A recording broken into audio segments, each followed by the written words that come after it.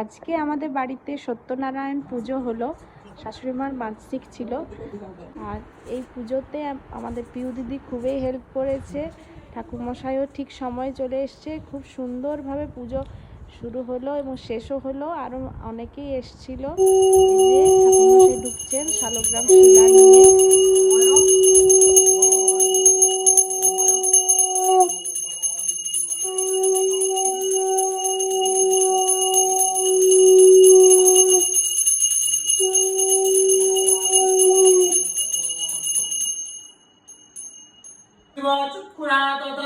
ओम विष्णु ओम विष्णु ओम विष्णु ओम श्री हरि ओम श्री हरि ओम श्री हरि ओम सर्वमंगल मंगलम भयंकर वदनं शिवं नारायणं नमस्कृतं सर्वभूमिने ओम द्विजनित्य सत्कर्म सत्चिन्नते ओम सत्ते ओम कर्तव्य बेदिमानपत्रादि नारायण